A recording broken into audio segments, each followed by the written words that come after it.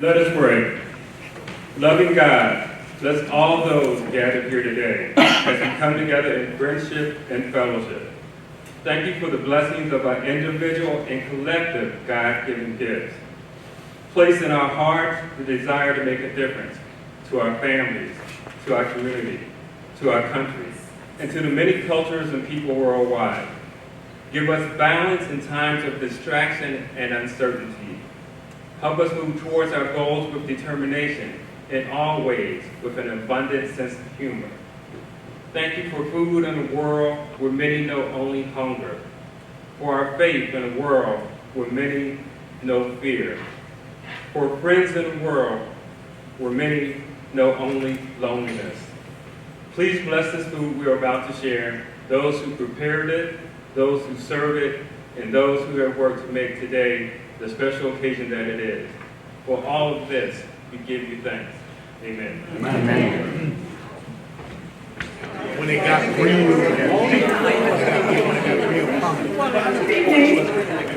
welcome. I hope you enjoyed your soups. My name is Carol. I'm with the MAU Mass Incarceration subgroup of our Facing Racism group. The mission of the Facing Racism group at St. Catherine and St. Sebastian Parish is to recognize racism in ourselves, in our church, and in our society. We respond to Christ's call to personal and communal conversion through reflection, through educating ourselves and our parish communities, and by taking action to build racial equity into our society. We have 5 working groups: education, prayer, voting and elections, mass incarceration, and social action. We continue to focus on actions that will contribute substantially to the creation of a more just society for all the people in our communities. We invite you to consider joining the Facing Racism group. If you, when you signed in, there was a column saying join. So if you didn't check that column, you can do that, or you can see Mary Kolakowski over here, and she will take your email address and get you on our list. Okay? So I'm Joe Kaya. I'm a member of the Mass Incarceration subgroup, of the Facing Racism group, and I had the honor of welcoming our panel of guests this evening, Sylvester, Ray, and Yolanda.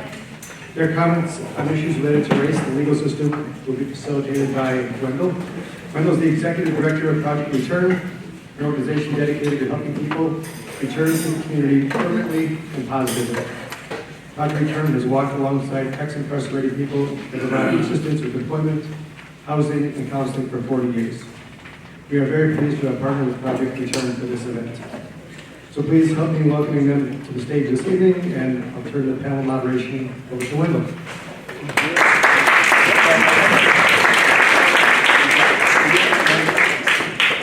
Good evening. My name is Wendell Hirschke. I'm the Executive Director of Project Return, a 43-year-old nonprofit organization that exists to help individuals returning from incarceration with their reintegration needs.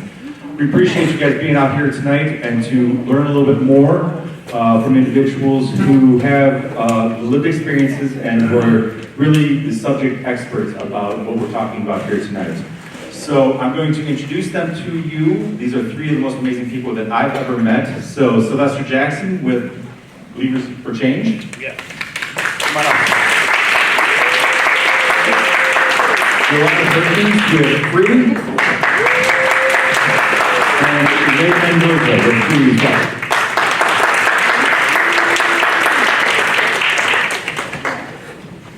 I'm going to pitch them a couple of softball questions that they have already prepared for, but it's the way in which we're going to do it here tonight, and then I'm going to let them share their experiences, talk a little bit about how they would correct the system, and then we'll kick it to you for any questions you might have at the end of the night here. So first, we will start with Sylvester with Believers for Change. Hello, everyone. Might be willing to share a little bit of your experiences going through the justice system. All right, thanks, Wendell. Glad to be here. Just for the note, these are not sunglasses. These are prescription glasses. So I'm not being cool up here. But yeah, my name is Sylvester Jackson. I do represent the organization, Believer for Change, which was co-founded by myself and my wife, LaVonsa, to address this very issue, mass incarceration, as well as youth mental behavior and the trauma that impacts individuals, mostly prior to going into the prison system. Myself, prior to going into the incarcerated system in 2007, I was diagnosed with several mental health issues that was not treated, that went from trauma to full-blown mental illness. And as I stood in the system, expecting to get help to deal with this, you know, because every crime connects two different issues, which is the crime itself and the mental of that person who commits the crime. But unfortunately, we live in a system who's more concerned about the incarceration than the person's well-being. I was given 10 years incarceration and 10 years on supervision. In a system, you know, when we're talking about racial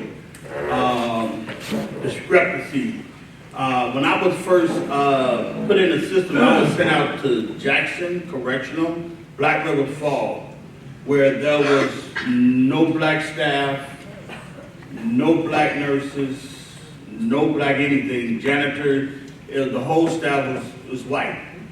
And, you know, there was no doubt that it was known that the racism there, of course, being black,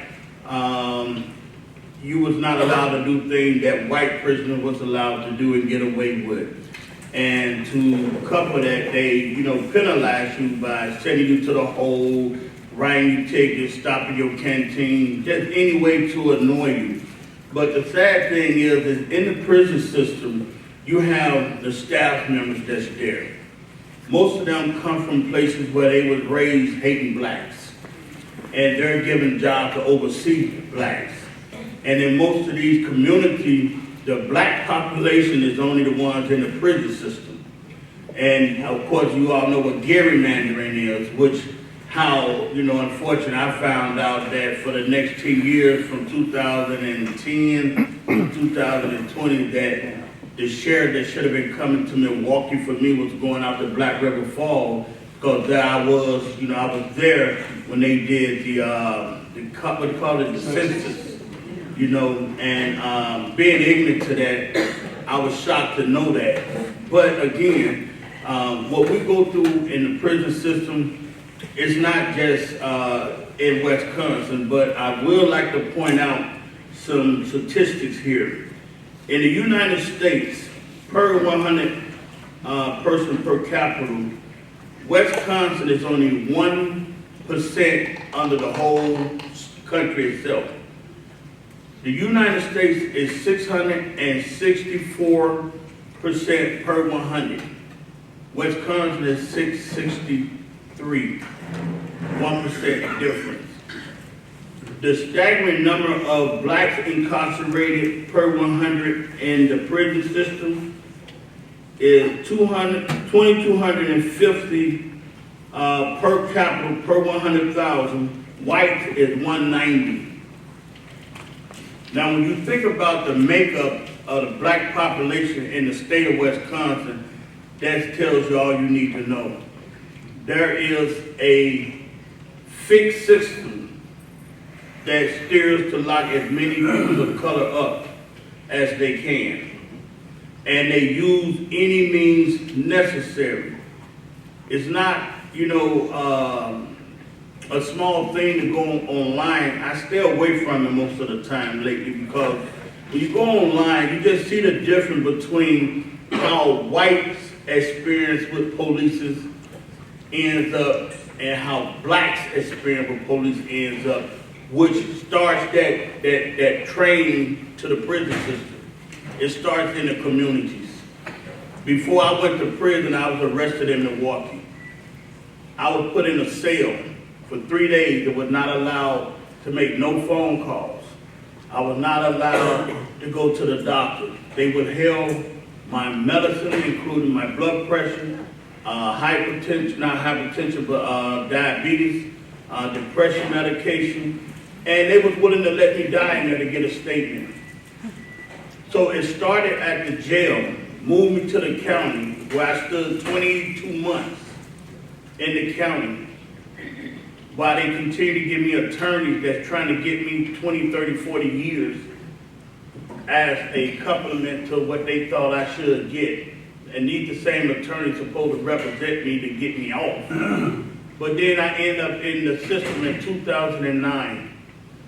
Enter into a system to where at 10 years, 7 years in the DOC, I did not see one 17-year-old white male.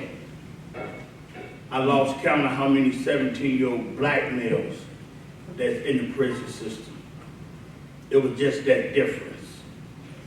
So when we look at the system and how it's structured, it's surely structured so that we as blacks in this country should never get the power or become a threat to those in authority, as if we really trying to, we just trying to survive, but yet we're continued targeted. And mass incarceration is not a coincidence. Mass incarceration was strategized years ago in a dark room somewhere by politicians, and every year they upgrade their attempts. And so when I look at the fact that after 10 years incarceration, I was released back in the community. No money, no resources, no housing, homeless, and it was still getting like 10, 12 below zero sometimes. That's a guaranteed fail. Because most people go back to prison just to keep from freezing to death. Most people go back to prison because they are hungry. Most of them go back because they don't have nowhere to lay their heads. And before I was released, I seen several individuals that leave only to come back 3-4 months later because they said there was no way they can live out here. Because they didn't have no place to go. They didn't have no food. So they felt it's better for them to come back to prison. Anytime you've ever been locked up in a system in this country and you rather go back there, that means you really having hard times on the street. I was homeless and I never thought one time I'm going back. That didn't come to my mind because I refused to let them win. I refused to give up on what I knew I can do. It's not a thing about what we do is wrong. It's not about being put in prison for punishment. But when you're put in prison to be punished by those who have no right to punish you, that's a whole nother level. And that's what we have going on in our country right now. Even in our jails right now, per 100,000, black juveniles are incarcerated at 1,074. While white juveniles is 154. 1,074 per 100,000 for blacks. 154 per 100,000 per white. And I don't believe blacks in this country, in this state, rather makes up probably what, 13, 16% of the population. How much? 12%.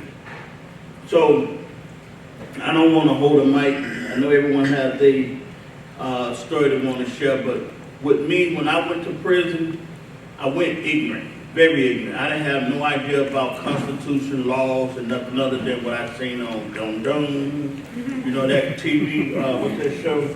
Law and Order. Law and Order. You know, where they say, you have a right to remain silent. It didn't work for me. You know, I was in the jail telling them I ain't got nothing to say to none of y'all. Call my lawyer. And they were like, yeah, all right. You know, until I had to go to the ER after 3 days of not answering their questions. But when I went in the prison system, I found out what power is. Power to me became my desire to learn the laws that were used against me to mistreat me. And the first thing I did, I went to the law library and I learned the law. And I sued the Department of Corrections. I won. Bravo! Bravo! And whenever you stand up against injustice, be prepared for a retaliation. They sent me to the hole for 3 months because I won that lawsuit. I sued them for retaliation, and I won that. And at that time, I got about over $16,000. So when I started showing them that I don't have to accept the injustice of it, I became a target. Where I was literally, anything I did, if I moved wrong, I got a ticket. I went from having no write-ups to having at least 10 write-ups within like a 4-month period, simply because I took a stand. So my thing is, in the prison system, it's not just the prison system, that's just the holding space. That's where they store the bodies. But it starts in our communities. It has to go from the local to the county to the state. Thank you.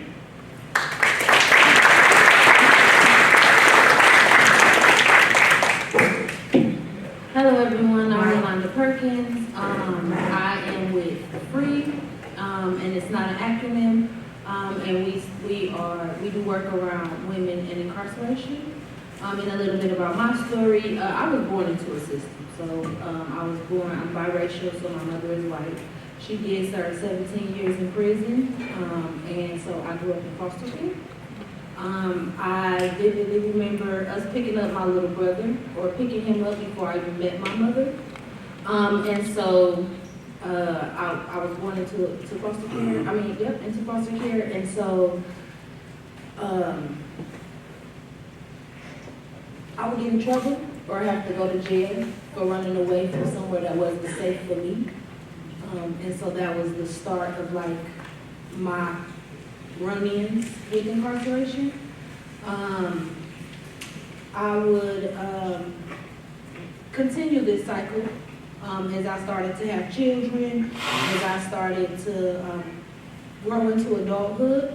And before you knew it, here I was pregnant in jail and experienced mental health, medical problems, and I was really dismissed. I was marked black out the gate, and so it didn't matter where I came from or if this is just what I looked like, and that's just what it was. So I became a statistic, and I ended up having to walk around with shackles on, 7 months pregnant. And so I really grew up in a system that perpetuated the cycle of what was around our outer community. And I had my first child at 14, and I seen the cycle start. And so for me and this work, it's about humanity.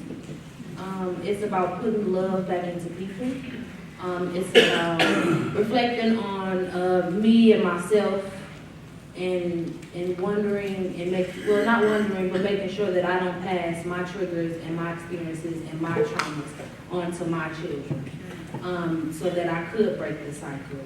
And realizing that a lot of our laws are impacted by people who had bad experiences, were written by people who've had trauma, generational trauma passed down to them as well. And so, so we fight, Free, we fight hard. We're working on the shackling of women in prison, and shackles weigh about 25 to 30 pounds. If you've ever been pregnant, you know what that feels like to add 30 pounds to that.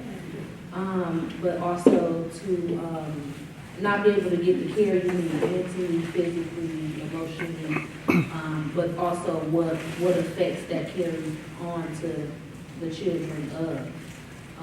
And so,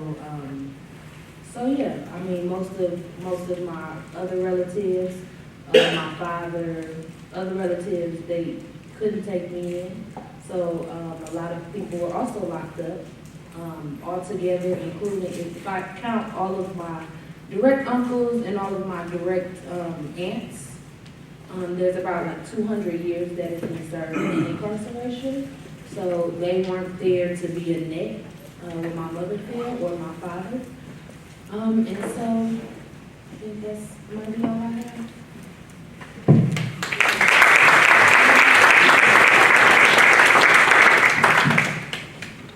Good evening, everybody. My name is Ray Mendoza. I'm also with Free. I'm their statewide organizer.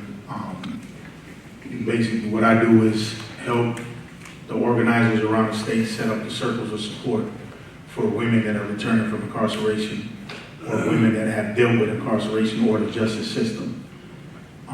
Free is staffed by all women outside of me that organize to help women deal with returning from incarceration or deal with the problems that people deal with coming home from incarceration or being a convicted felon.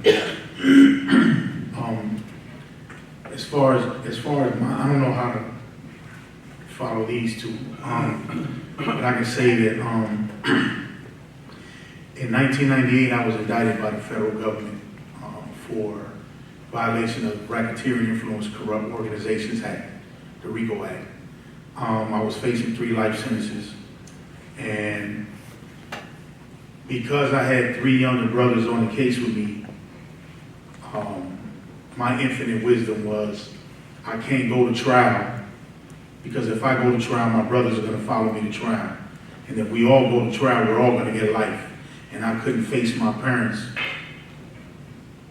with them knowing that they followed me into the gang life, they followed me into the drug life, and then they ultimately followed me into the federal system and ended up with a life sentence like me. And so we were the 4 youngest in my family. So I couldn't face my parents with that. I felt like that would have been a disrespect to them. And so my proposition to the government was, I'll plead guilty to everything, give me a life sentence. But what I want for a deal is that you release my 3 brothers, and the state and the federal government agreed to never charge them with anything that got to do with our indictment or our conspiracy ever again. The government told my lawyer, tell him that he must be crazy. Tell him that if we had anybody that would help us, we want to lock his parents up, his other brothers and his sisters that are out here. We don't want any Mendozas on the streets of Milwaukee anymore. So they offered me 20 years. I told them, I'll take the 20 years if you give my brothers something that they can work with. So they gave 2 of my brothers 8 years apiece and the other one 12. So I signed for my 20, and I got 20 years with 3 years supervised release. I did 17 years and 9 months off of that 20 years.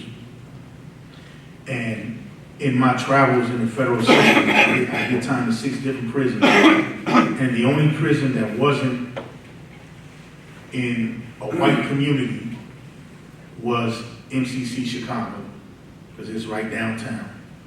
It's in a high rise, right?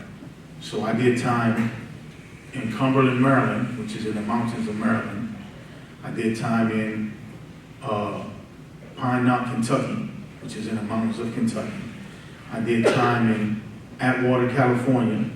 I did time in Edgefield, South Carolina, and I did time in Forest City, Arkansas. And in every one of them prisons that I was in, it was staffed by rednecks. It was staffed by people that drove with Confederate flags on their truck, that drove with shotguns on the rack in the back of their pickup, that wore cowboy boots with their uniform, that chewed tobacco. The women chewed more tobacco than the men in some of the prisons I was in. So when you talk about racism and the justice system, you have to realize that the system that was created for the United States of America was created for those that had the money, for those that were in power. It wasn't created for us. The system wasn't created for people of color. The system was created to oppress people of color, and it's been doing that for hundreds of years. They say they send you to prison to rehabilitate you, but how do you rehabilitate a person who has never been rehabilitated? How do you rehabilitate someone who grew up in an environment where being normal to other people is impossible, because that's not normal to us. Normal to us is doing whatever is necessary to survive. Normal to us is to do whatever you got to do to feed your family. We took it to another level because we got involved with the gangs and the drugs and all of that. But in our minds, we were doing it to protect our families and to feed our families. This system didn't agree with that. So the system made it a point to incarcerate anybody that had to do with that. And the system is the ones that pump them drugs into our neighborhoods. The system is the ones that pump the drugs into our communities. The system is the ones that got all the liquor stores and all the food deserts in our communities. Whereas when you go outside of Milwaukee, you don't see that. This system is the one that perpetuated the 53206 mass incarceration of black men, the most in the world, in one zip code. The system perpetuated that. The system was built on racism. The system has thrived on racism, and the system lives on racism. And if people don't see that by what you see with the mass incarceration, then people are looking at it through a blind lens. They're looking at it through their privilege. And that's the problem in our society, is that we look at it through privileges, and we look at it through the things that we suffer from as the victims of this system. When I was finally released from prison, the day that I was leaving, three COs in the prison that I left from, instead of saying, good luck, hope I never see you again, they said, you'll be back. All three of them. And I almost didn't leave. I really wanted to beat them police up, right?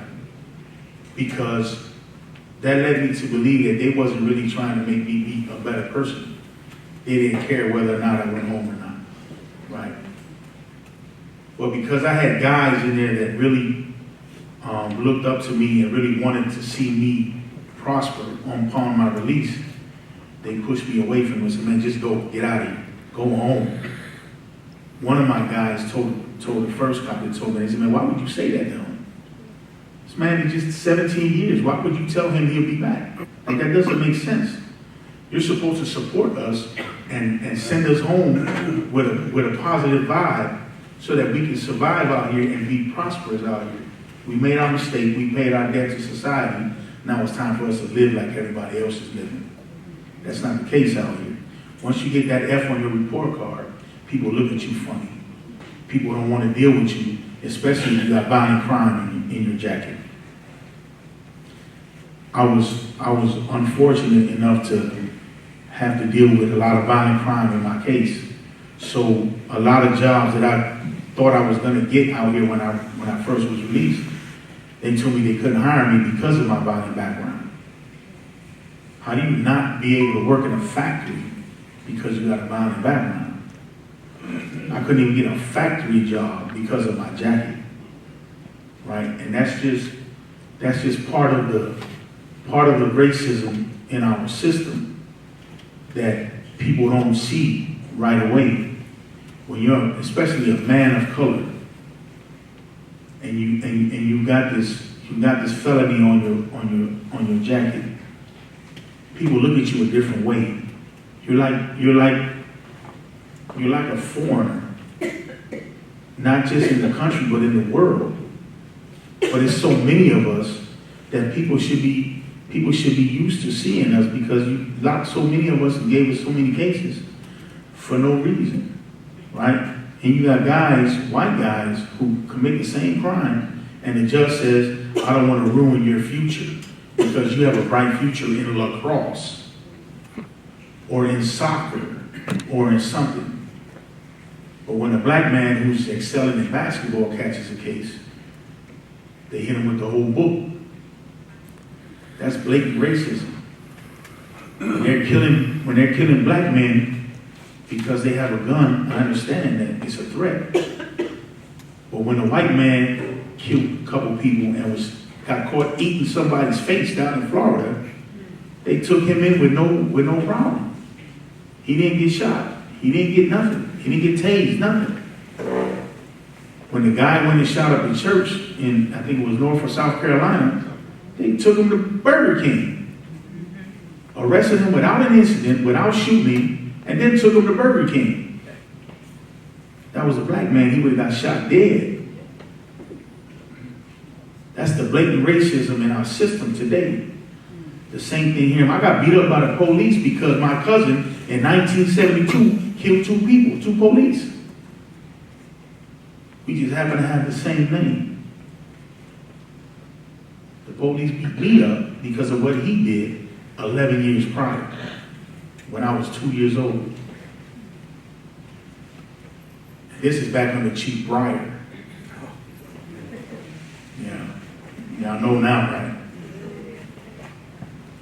We moved from the south side of Milwaukee to the north side of Milwaukee in 1978, when it was virtually unheard of a Spanish-speaking family on the north side of Milwaukee in a black neighborhood. But the block that I moved to used to be a German block, because the lady we bought the house from was German. She happened to pass away. And there was a few other families on that block. They ended up leaving once people started moving in. But if you realize how the city is set up, then viaducts will separate the Polish and the Germans and all those other ethnic groups in the white community. When people of color started moving up here because of the industrial work that was here, they separated, they put all the blacks on the north side and all the Spanish people on the south side. And they made sure that that was a way to separate the people. Because if you keep black and brown separated, they can't come together to fight the system. Because we keep pumping these stereotypes into both sides of the town. Don't mess with them black people, they're no good. Don't mess with the Spanish people, they're immigrants, they don't belong here. Right? And so now we look at each other with a stereotypical lens.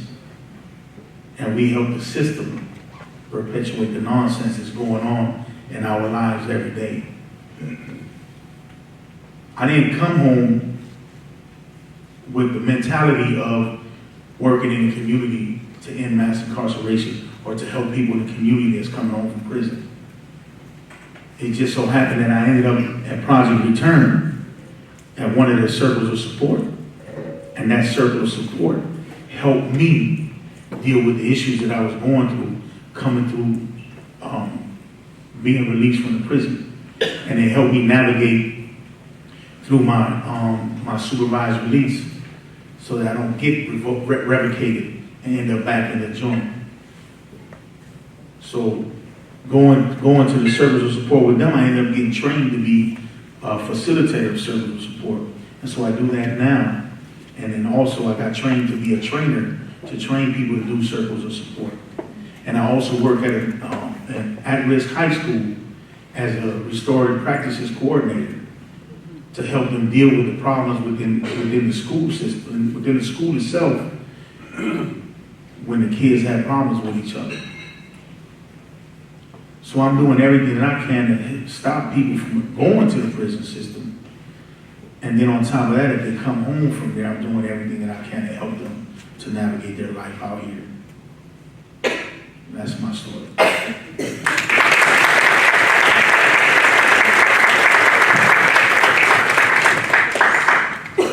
Thank you, guys.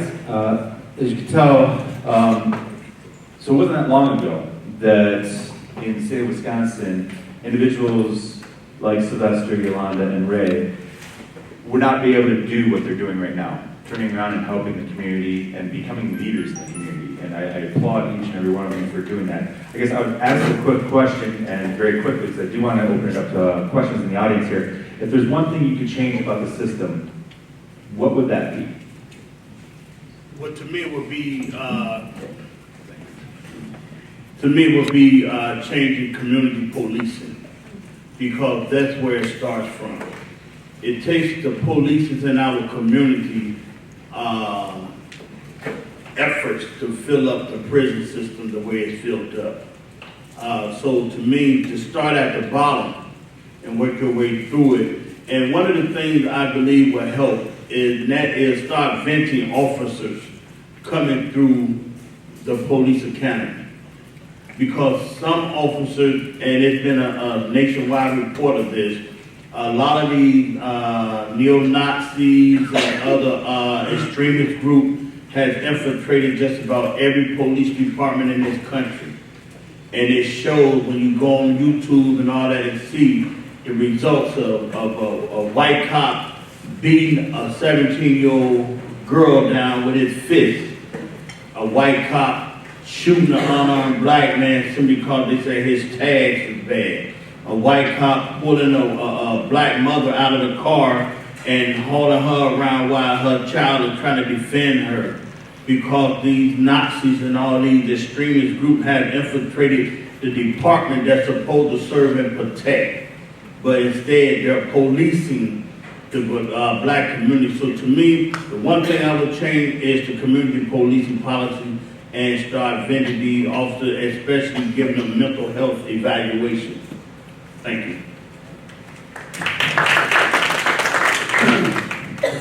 For me, it would be the hearts of the people that go into the work. So I know a lot of people use to justify negative things, right? It's like, oh, we're just human.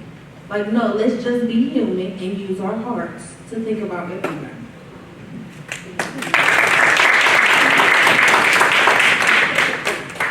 I think the most important change that needs to be made is legislation.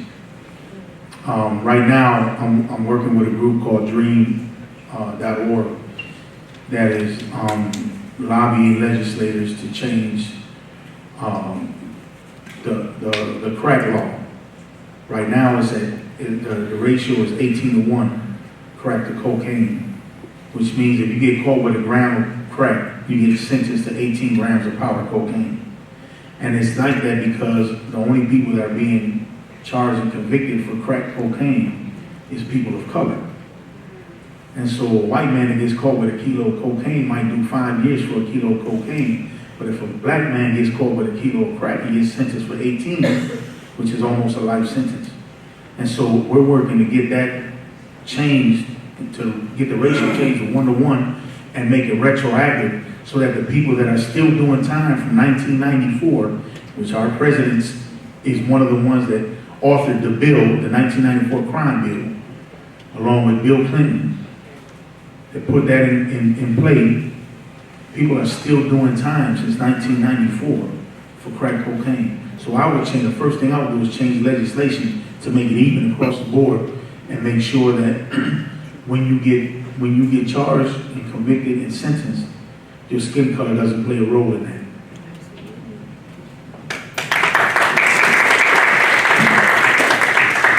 So we can open it up to questions. Does anybody have any questions for any of the panelists? Is the prison system in Wisconsin a private enterprise or is it funded by the state? Because some of the prisons are private enterprises that, you know, they want to make money. So the question was, is the prison enterprise in the state of Wisconsin privatized or is it run by the state? It is run by the state, though there are aspects of it that people do make money off of it. I will defer to the panel to kind of talk a little bit about that and your experiences on that. Oh, I was just going to refer to the county bus transit system, right? Like that's private, but they get county funds. Is that the same then? I mean, The state, the Department of Corrections is funded by the state of Wisconsin. It's funded by you. Your taxes fund the Department of Corrections. There are private prisons that are owned by a lot of our legislators. There's a senator, I want to say he's out of either Wyoming or Washington. His name is Michael Jordan. He's one of the biggest investors in private prisons throughout the entire country. Anybody ever remember a security company called Wackenhut? oh yes. They run their own prison system. Wackenhut has their own prison system, which is usually used by immigration and the District of Columbia. because Washington DC is not a state, they send them to either private prisons or the federal system. And the private prisons don't have to adhere to the federal laws or how the Bureau of Prisons is ran, or any state system and how they're ran. They run them the way they want to because they own them and they make money off of them. So currently in the state of Wisconsin, we don't have any private prisons. And hopefully it stays that way, but there have been efforts in the past, not too long ago past, to bring private prisons into Wisconsin. And it wasn't too long ago that Wisconsin was utilizing some of these prisons to send some of our overflow to Sayre, Oklahoma, West Virginia, Tennessee, across the country. It was about 16, 17 years ago or so that Governor Doyle at the time brought back all the inmates from Wisconsin and brought them back to Wisconsin. So that's currently where we're at, but you always have to keep abreast of things because things change. Any other questions? Yes, right here. When you spoke about the law from 1994 that put people in prison, do they go to federal prison because it was a federal law? So the question is about the 1994 crime bill. Do they go to federal Yes. prison or is it state prison? Yeah, that's a federal law. It's on the federal law books. So anytime you get charged with 841, 842, which are federal statutes, you're going to go to federal prison for that. Anything else is Wisconsin statutes. If it's a Wisconsin statute, you go to the state system. Yes, sir. One of the problems I see out there, and I hear it all the time, is the police don't, when they come to the scene of a situation dealing with color situations, they don't try to negotiate and find out what the problem is that a person is having. They arbitrarily just think because you have a gun in your car that you are a threat. And I would say 9 out of 10 times, you are not a threat to anybody. But the police don't want to take the time to de-escalate. I'm a big believer, as a white person, I'm a big believer in de-escalation. I think it's far better to de-escalate a situation than it is to let 3 guys sit on top of a man, such as George Floyd or anybody else, and literally kill him because he says, I cannot breathe.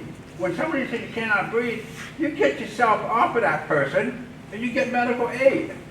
And the same thing with that Eli McLean in Colorado. He couldn't breathe and they gave him a sedative, which killed him.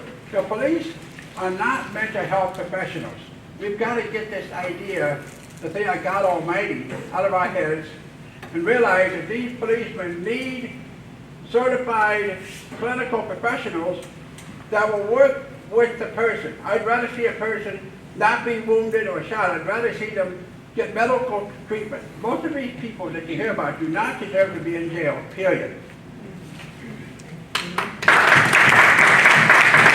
So does anybody on the panel have comments about mental health providers? And I know, Ray, you've worked with 414 Life in the past and tried to do some of this de-escalation before it got to that point. Right. So here's the thing, right?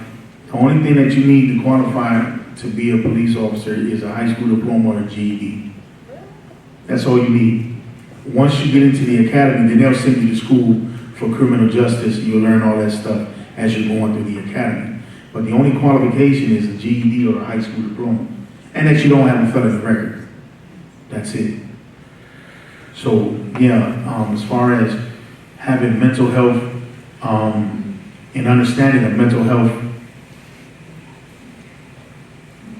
however you want to say it, they don't have that, and they don't want to have to ride with somebody that has that qualifications to help them deal with the situation, to de-escalate anything that could be happening on the streets.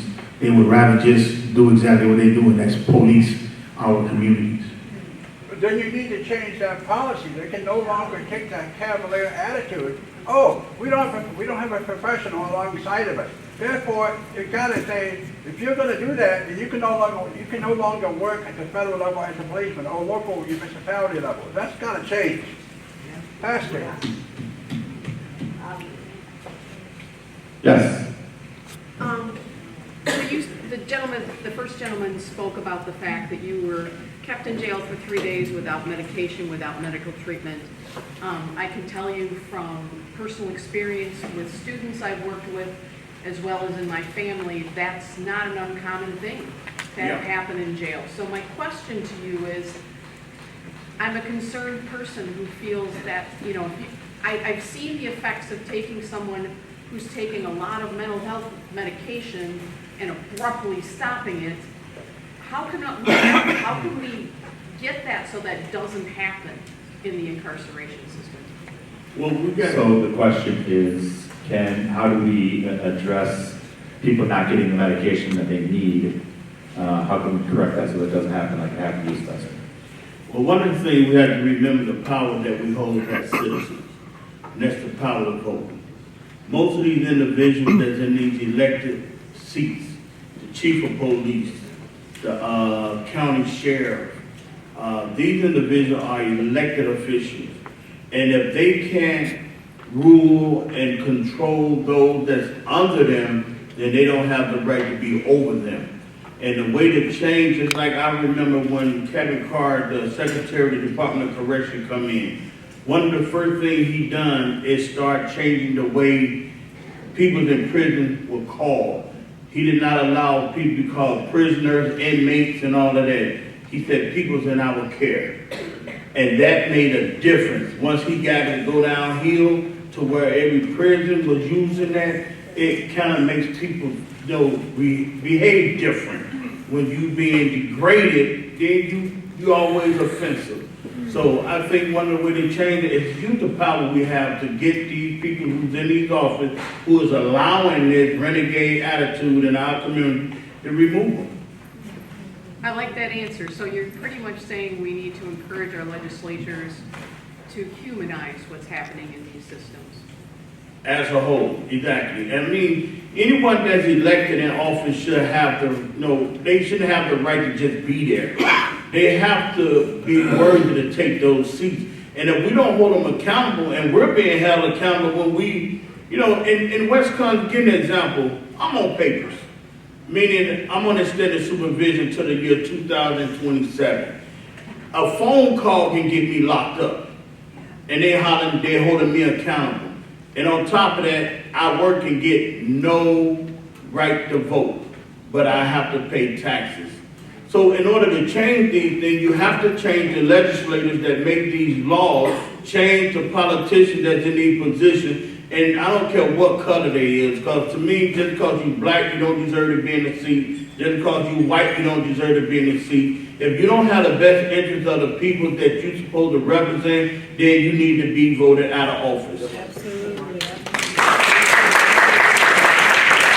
And just to piggyback on that, I've gone to prisons across the state of Wisconsin. I've been in a Perishing Correctional Institution once, and usually because I'm a white guy from Northeast Iowa, they assume that I think the way that they think. Well, some of the things that I've heard the CEOs say when they think that nobody's listening are really atrocious. So I think it's exactly the point. Secretary Carr trying to get the language changed is a huge aspect of changing the culture within the Department of Corrections and the way in which we operate corrections in the state of Wisconsin. I saw some questions over here, yes? My question is, okay, we've heard all these negative things. What are some positive things? Now, I had a positive experience with a police officer who dealt with someone who had mental illness. And that police officer was tremendously compassionate. Now, maybe that was this one individual, but I have paid attention to the fact that there are departments that are really trying to train their police officers in dealing with people with mental illness. And as a community, what can do? We hear this. Now, what support? We could support somebody like Carr. What else can we do? So, just to read the question, we hear a lot of the negatives. There are also a lot of positives. How can we promote and get more positives coming out of the situations? To keep it all the way clean with you right now, like be 100% honest, I have yet to see or experience a positive interaction with a police officer. In my entire life, even right now, doing the right thing, I have yet to have a positive encounter with a police officer. Just because I got tattoos all over me and my skin color. And when they hear my name and they run my name, that's the first thing that comes to their mind is negativity. I'm longing for a positive interaction with a police officer right now. Because I haven't seen one, I'm 53 and I haven't seen one in my entire life. I just, that doesn't help. So, yeah. You know, I was also negatively affected by Breyer. White woman, single parent type of thing. But I'm thinking, what do you do now? Where do you go forward? As a community, we're listening to this. Where do we go forward? Change the laws, that's what we're saying. For me, it would be back to the evolution of self and what we're passing down, right? Making sure that we're not passing down those implicit bias to our kids. Like, we all have families in here. They are our future. And passing that down, right? Because the laws that are, most of the laws that are in place were here before anybody who's walking this earth was here, right? But to pass that down, we have to stop that, and it starts with us.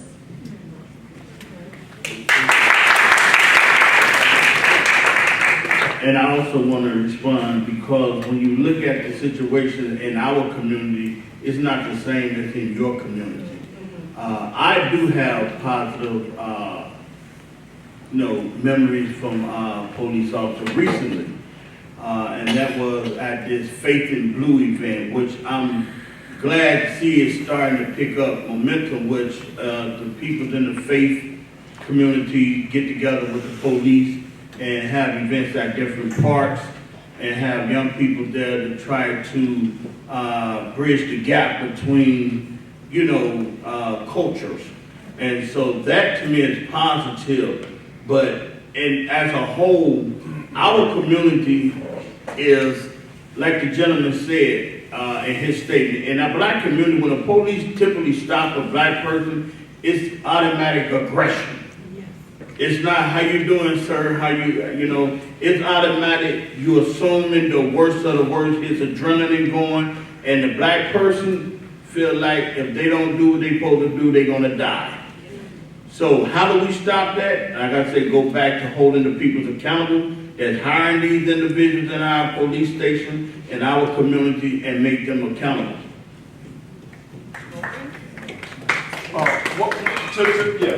But also to that point, to answer your question more concisely, if you really want to do something, these people up here, and so many more who are out on probation and extended supervision, they can't vote, right? They can't vote. They're working in our communities. They're positive contributors to our community and to our people, and yet they can't vote.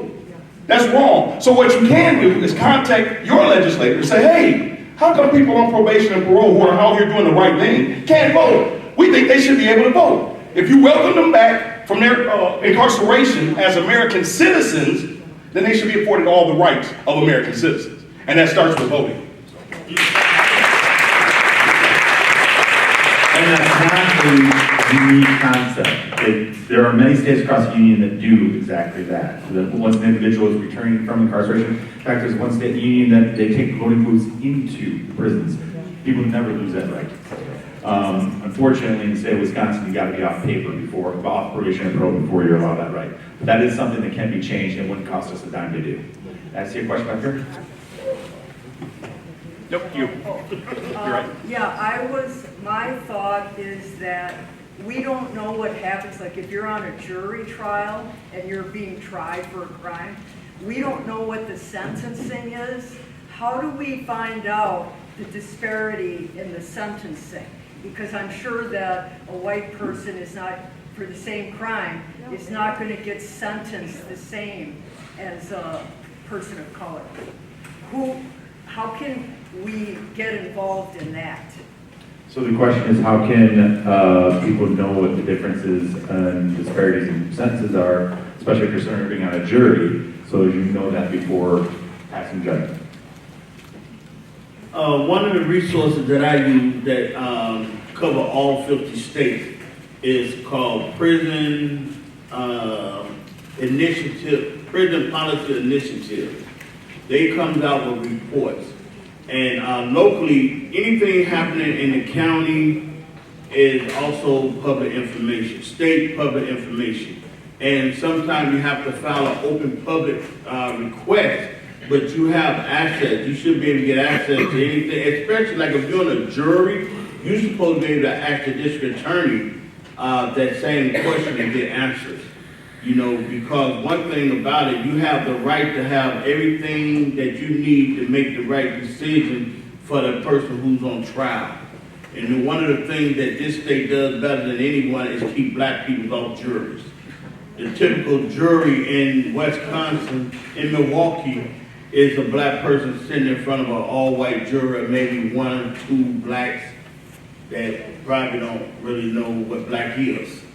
But those are the things that we have to address. My question actually isn't a question. It's like the source of some of this problem. And the biggest thing that I see is gun violence.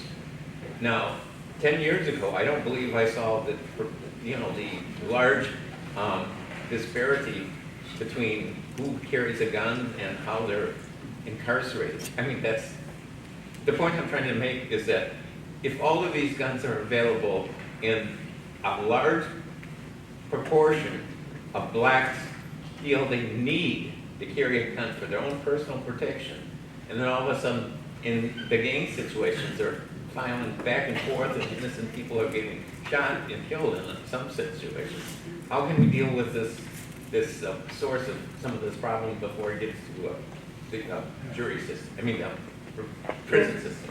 Well, first, we're a carry state. So everyone has the right to carry a firearm, as long as you're not a felon. But it boils down to environment. We have less guns in our communities than white people have in their communities. And no one talks about that, right? It all boils down to environment. So like Ray said, like we grow up and this is our life. We don't know any better. How can we come back and be re-entry citizens if we never understood what a citizen was? And so it boils down to our environment. It's our environment.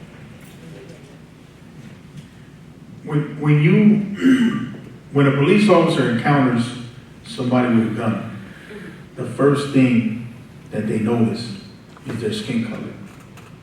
Because we're taught through everyday life that the darker your skin is, the more of a threat you are. And the reason for that is because white society has done so much negative to people of color throughout history that they have grown to be afraid of people of color because they're afraid of the retaliation for the historical wrongs that have been done to their people. Not just blacks, not just Spanish people, but Native Americans and Asians too. So we're automatically a threat to them because of everything that has been done to us throughout history, right? And like she said, white people own more guns than people of color. Why? Because you have the right to form a militia in anywhere you live in this country. You have that right.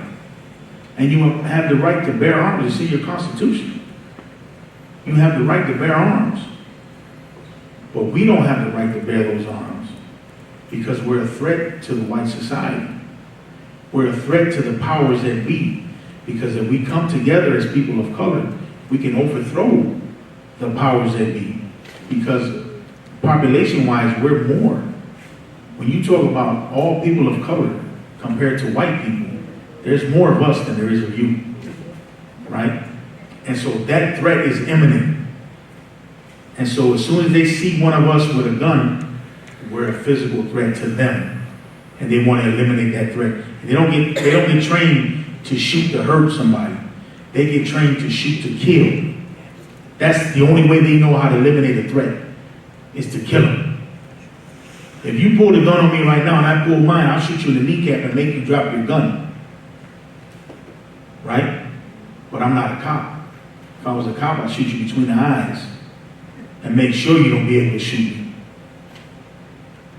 And that's why the gun violence is so high right now, because it's easier for me as a convicted felon to get a gun than it would be for you to go to a gun store and get a gun.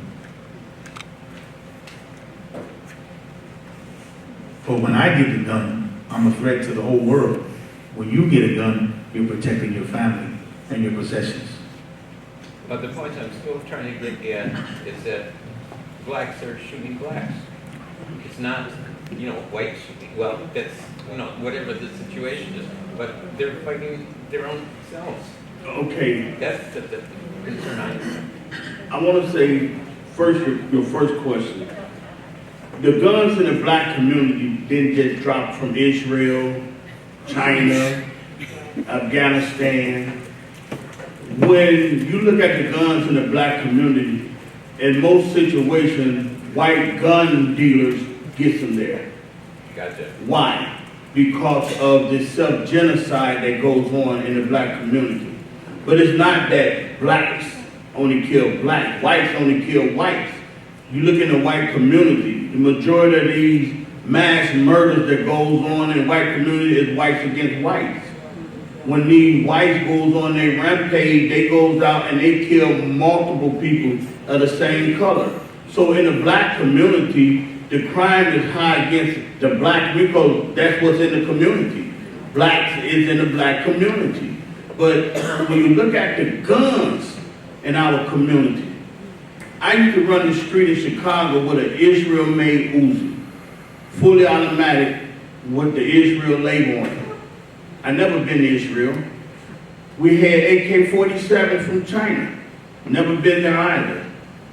Those guns are brought here by white structures and brought into the community for the continuation of the justified crime wave that they're orchestrated in the black community. Let's not forget, this didn't happen overnight. This started with the federal government declaring war on the black community under J.L. Hoover.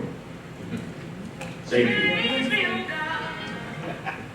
And have any of you ever encountered an experience where it was fight or flight? Imagine that being your whole life. You living in that state of consciousness your whole life. That's what it's like to live in the black community. And that society has been so racist and programmed us so much to the point where we believe in ourselves.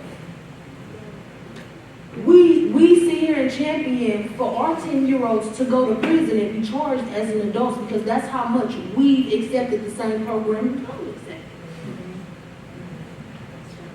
That is a good point. I remember speaking with one of our caseworkers at Project Return and doing a one-on-one with him, and he was telling me that when he was bored, he was playing out in his front yard and saw a man get shot right in front of him. My mom's reaction was to scoop him up, take him upstairs. No talking, no counseling, no nothing. It was just something you got to live with. And at 4 years old, he recognized the value of life in the inner city isn't that much. Thank you for your comments. Thank you. Appreciate it. Even in terms of power, I just can't help thinking that poverty also plays a role in over all of this. And Biden came up with his supplemental income during COVID. And do you have any thoughts to share about whether you know any people who gained any kind of foothold because of having some of that extra money? Did you know anyone, or what do you think? How does $1,400 constitute extra money when you didn't have anything in the beginning? So that little money that they gave us during COVID wasn't even enough to put us on our feet. When you live in a community where there's no supermarkets, there's no fruits, stands or fruits and vegetables that you can go to go get. And all you can go get is chips and sodas and candy bars. How do you prosper over or with whatever little bit of money Joe Biden gave us during COVID? A lot of people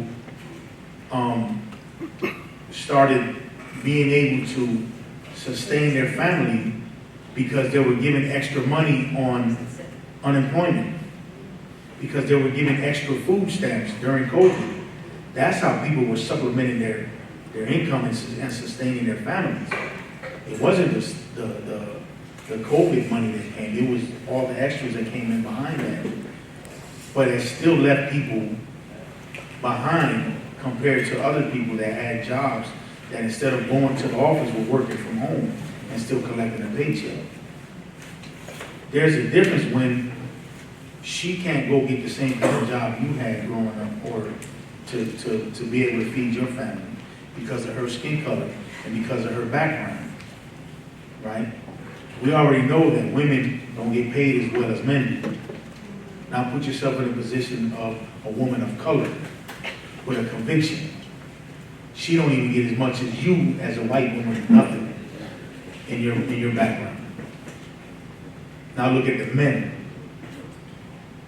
A white woman that's just like yourself will make more money than I would with the same qualifications. Why? Because I'm a man of color. I have tattoos all over my arms, and I have convictions in my background. So you will still make more money than me. So the COVID didn't really help anybody. COVID really perpetuated the welfare state of our community because they gave extra food stamps to people. That a lot of them, what they did was they sold them to get cash, right? And so the way the system is set up, no matter what you do to circumvent any problems that come on to nationwide, the system is still set up for people of color to be subservient to white people. Because that's what the system is built for. Yep. So, a little bit to answer Bernadette, and maybe I'm naive, but I think the positive thing to do is what your Facing Racism group is trying to do, which is to educate white people of privilege that racism is just not overt racism. There is systemic racism that is here, that is how we are raised, that all of us buy into because of how we were raised. To learn about that, to understand what it actually means as a white person, the privilege that we have as white people, and not to face that with white fragility, which is the normal thing that most people do, but to understand that fragility that exists inside yourself, and to fight that fragility. And once you learn about this, and once you fight this inside yourself, and once you educate yourself, then to use what you have learned to change the system. Well said, Mark.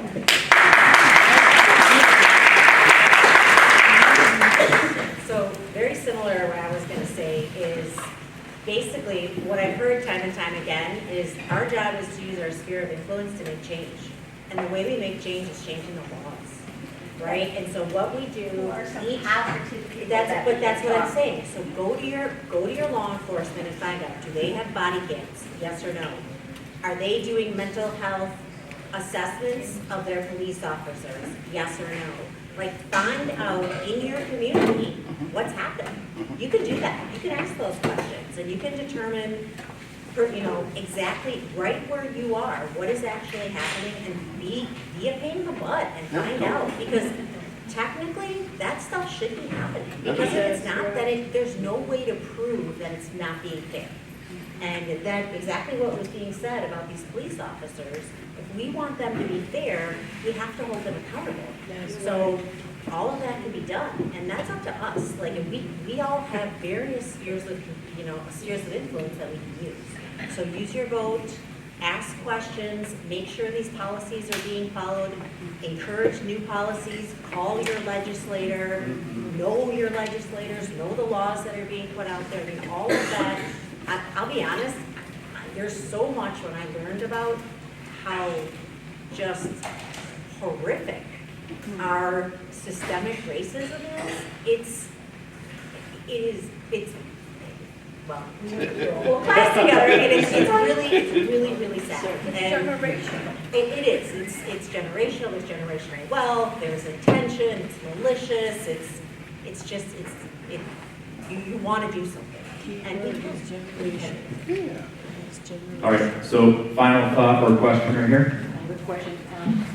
First of all, I want to say, I'm going to talk about Project Return. I've met a few people because I go through St. Vincent Paul calls, and sometimes they've needed furniture. They live in homes where you've apparently found it. And you all seem to have benefited, or at least a couple of you have benefited from Project Return. I'm just wondering, how is that going? Are you getting the funding? Are you getting able to be out there and help a lot of the people when they do come out? And if they're still coming out with nothing, they certainly can need help with a lot of things, but where is that going? How is that program going? Well, Project Return started out of the Social Concerns Committee of Cross Lutheran Church 43 years ago. We are still in existence and bigger and stronger than what we've ever been.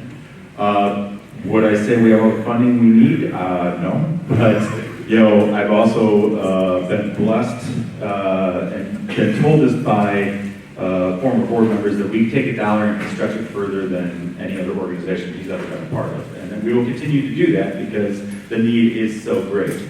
We have 2,500 people returning to Milwaukee County every year from just our state prisons, and you're not even talking about the federal system or the jails. So the need is much greater than what an organization like Project Return can handle, or any of the organizations that we all work together. This is David Morrell, by the way, from Expo. He's not part of the panel, but so when he's sitting there saying, sit down and answer questions and stuff, he's as knowledgeable as any of us up here as well. But I will say, just to some of your concerns and some of your questions and some of your comments here, I'm originally from Northeast Iowa, a very, very, very small village in Northeast Iowa. I grew up in a village of 45 people, and I know this because I counted them one day. And most of them I'm related to. So, moving to Milwaukee was very much a culture shock, and I very much had to believe that I was going to change everything that was happening wrong in Milwaukee. And I'd like to think that happened. I would like to think that I've had some impact on the greater Milwaukee community, but I know the impact that we have at Project Return is mainly because of individuals like David, Ray, Yolanda, Sylvester, and the fact that we took the time and energy to hear and listen and actually know and let them tell us what the issues are and follow their lead. Too often we think, especially as white people, that we know everything and that we can fix people. And we don't include the people that are the most impacted by the issue. I'm thrilled to be able to work with each and every one of you to be able to work on this and to let you lead me to where we need to go. How would they get involved with you? So you can just stop in the office and talk with us. We go into institutions and try and recruit people and talk about our services.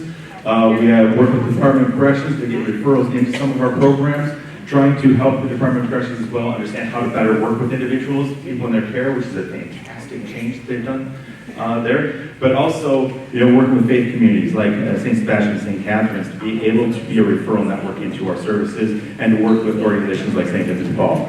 We can't do it alone, but as a community, we're all, and this is going back to our Celebrate that just happened this last week, and we're all stronger together. Thank you guys so much. Really appreciate it.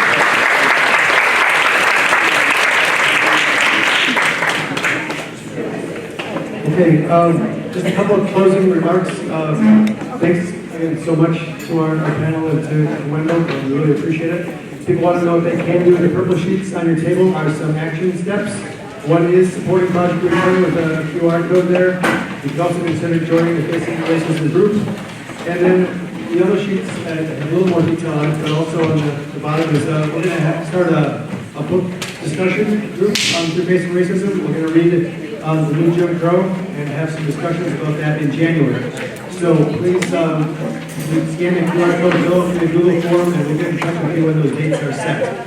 And on the way out, we have a little prayer card as well. So thanks again for coming, and thanks for coming.